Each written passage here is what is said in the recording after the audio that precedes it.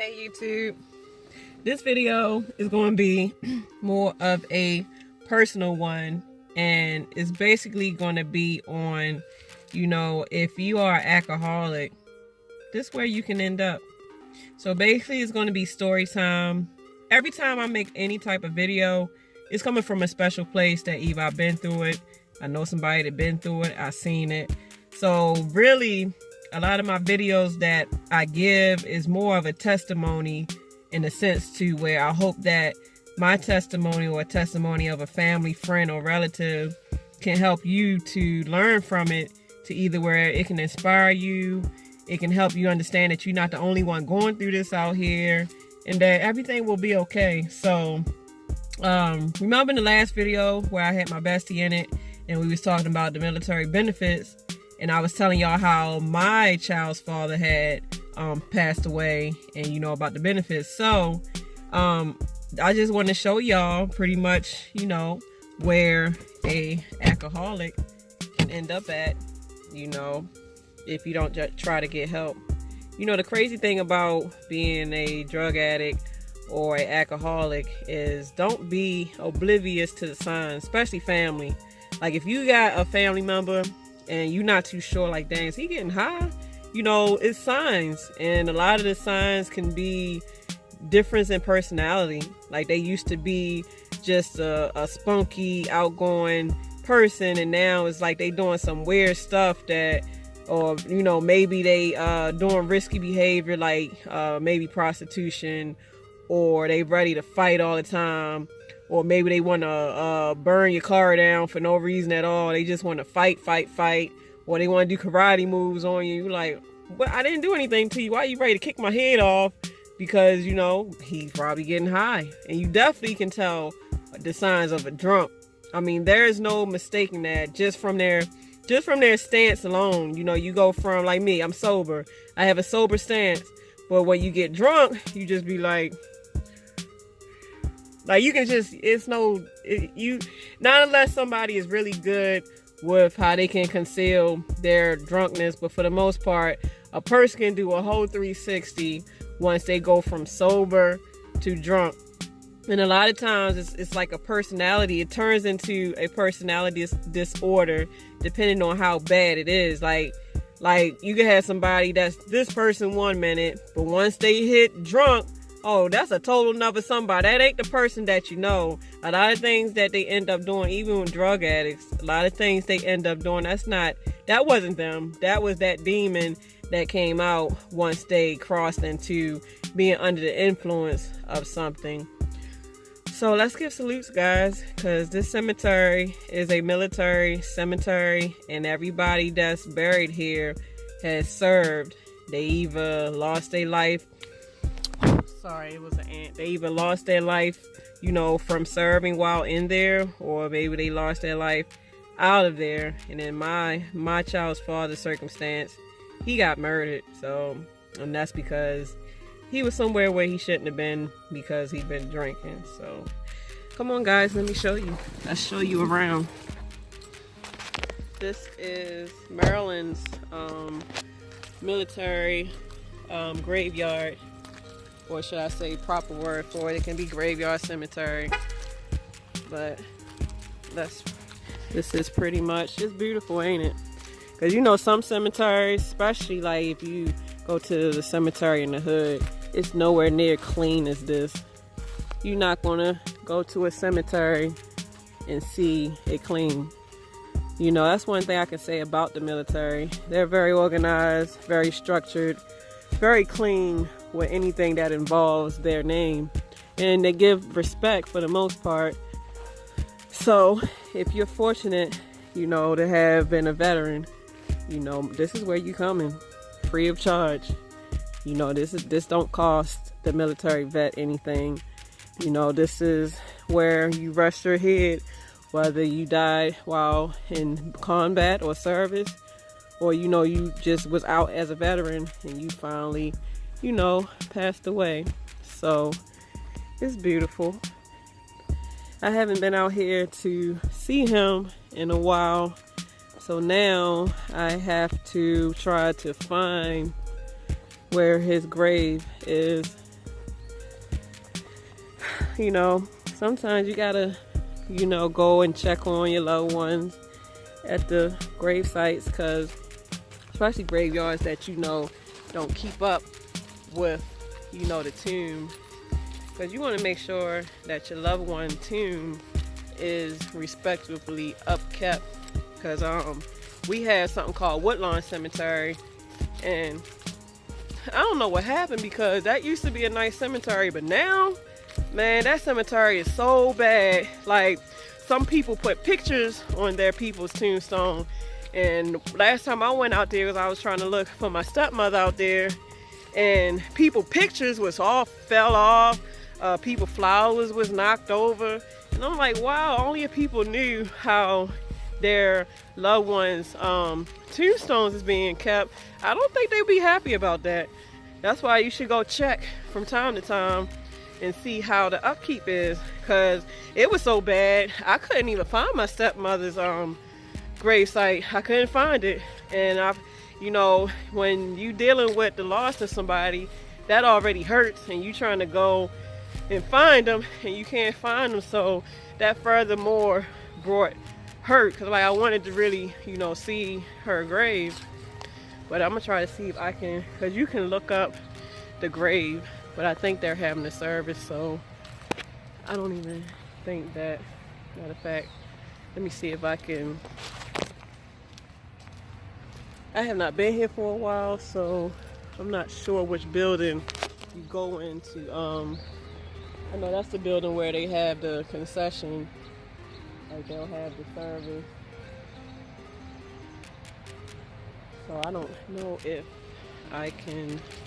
That was the same rack that they poured him out in. They do the salute, they fold the flag up, and if there's a child, they'll fold the flag up and then give the flag to the family member, and they gave it to my son. He was so sad, and he still is sad till this day. Okay, I think I know where I'm going. So yeah, but we gonna get into this story if I can find this place.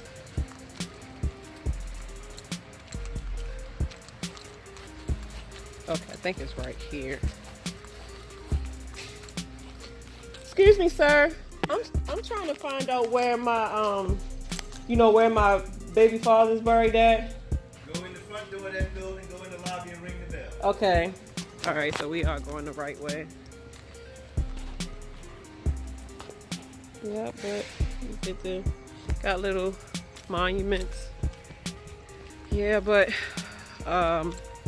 you know, he served, and he actually went on tour, went to war in Desert Storm, and like it messed him up bad, because when he came back, you know, he used alcohol to mask the pain of what he seen over there, and he pretty much been drinking for years.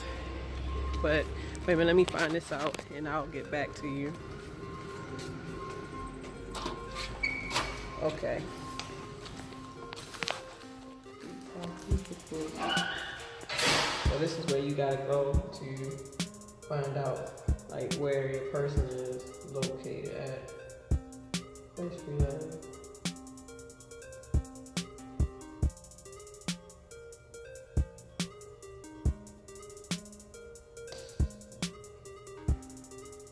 yep, that's pretty much it. Rest in peace, Big Vic. Yep, I might have to have this for my own reference. He died when he was 42. So you can print it out.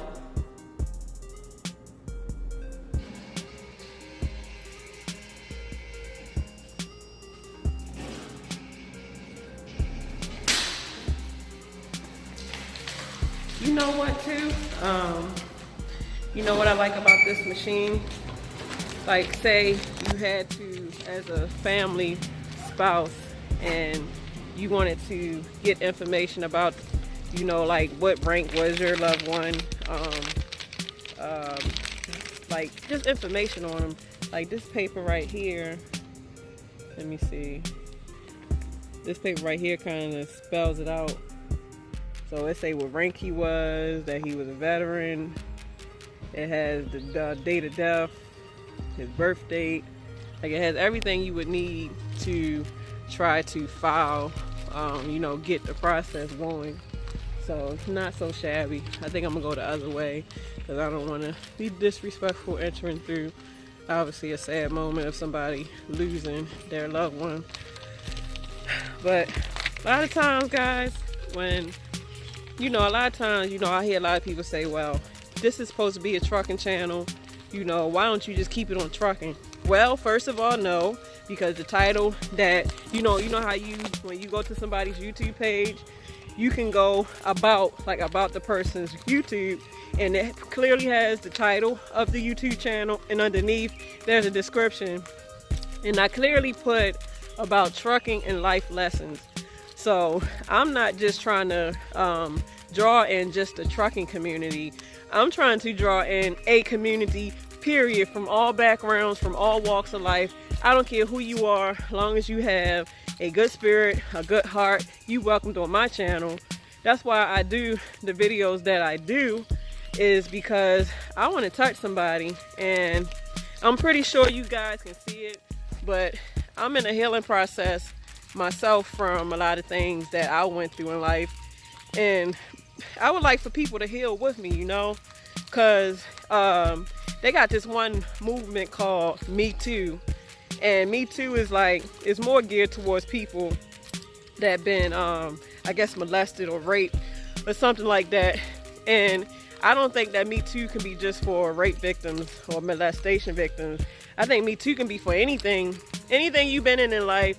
I give my own testimony as a sense of you're not by yourself. So I just want to just give an inspiration that if I can do it, you can do it. So don't be afraid. Don't be upset. You know, you got somebody here that's going through what maybe some people been through, and I'm making it. I'm making it from having nothing to building something. I'm making it from being broken to now being whole, you know, through the blood of Jesus. So, you know, it is what it is. But I'm just giving shout outs to all my fallen soldiers. Still trying to find my fallen soldier, my child's father. So these are all the fallen soldiers. I'm gonna have to pretty much be quick because I left my charger at home and my phone is about to die. So if I get cut off, I might have to end up telling the story towards the end of what happened to my son's father. So, man, I hate walking on, you know, the ground where people are buried, because it's like walking over their grave, and I'll be like, Dad, that's probably disrespectful. So it's always hard trying to find, especially if you don't come enough, it's hard trying to find your loved one in the cemetery. The cemetery is so big. So row 17.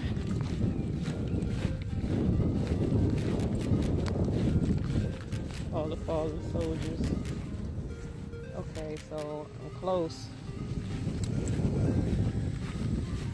They keep it clean out here though. They really do. So that's 22.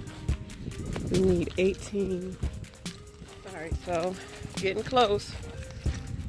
Getting real close. So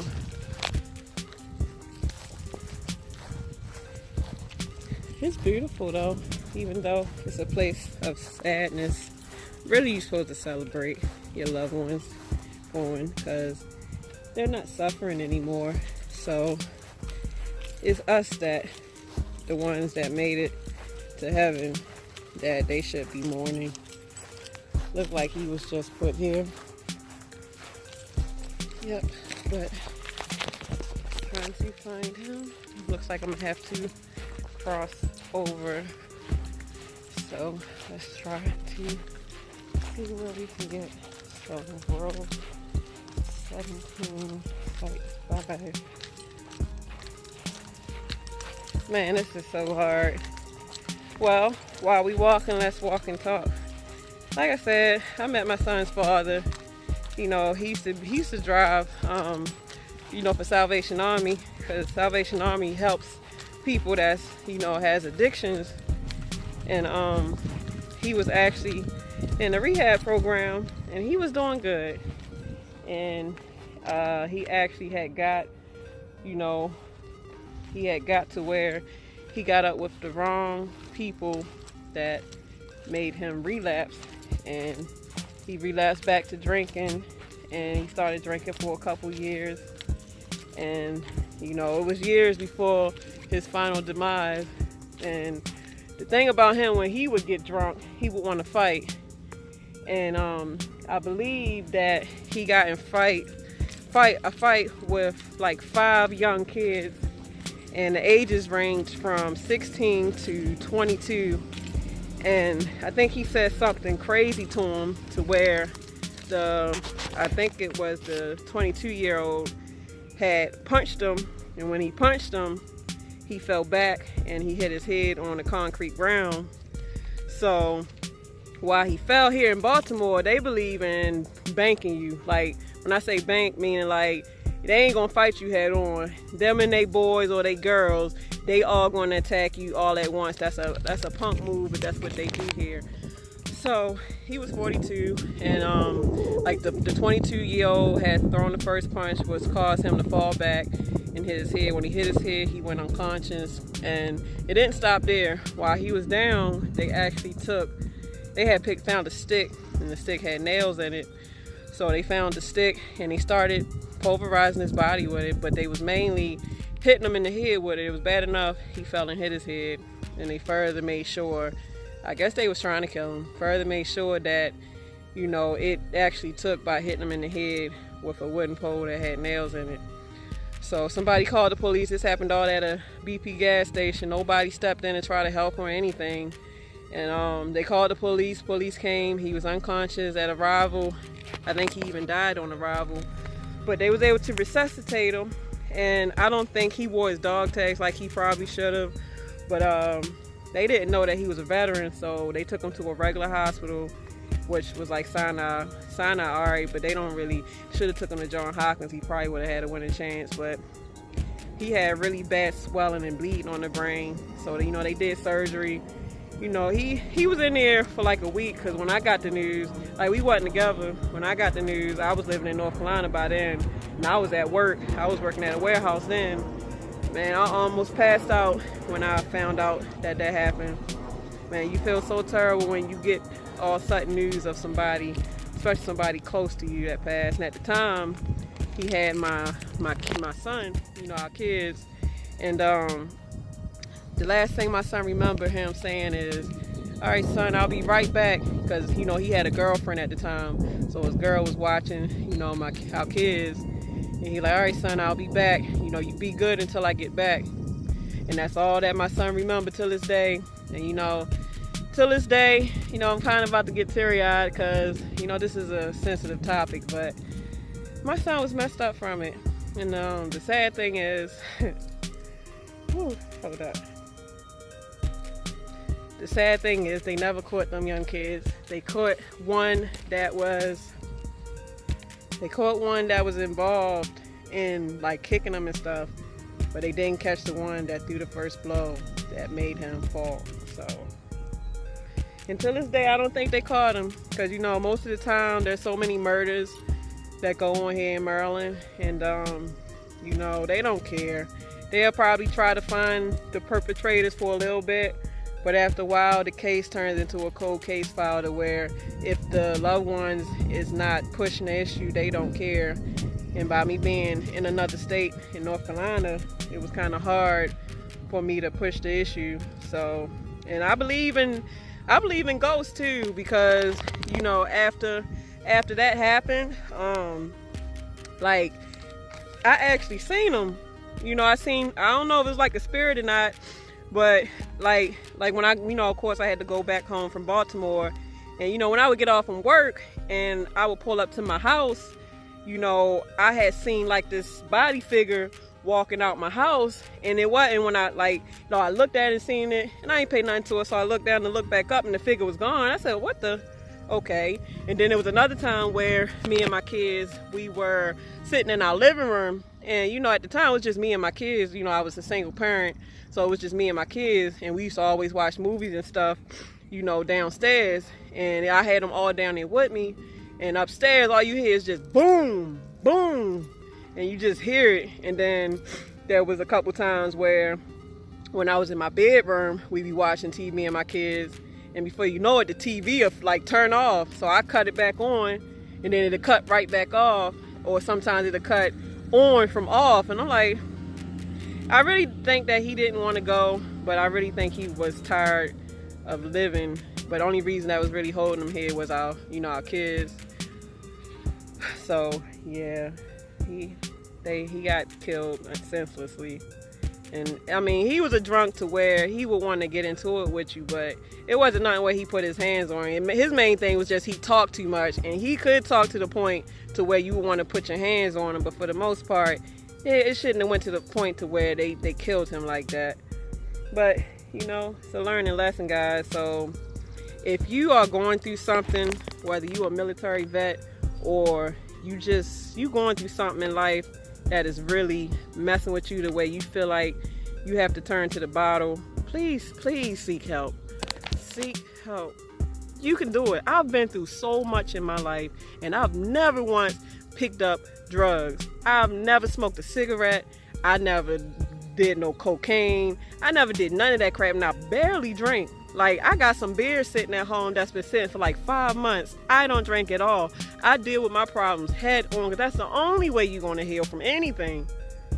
Trying to run from it by killing it temporarily with a drug, that's not the way, because by the time you come back off that high, or you come back off that bottle, that same problem gonna be there, and it probably would have intensified that much more, because now you done spent all your money on the substance. You probably done did something stupid.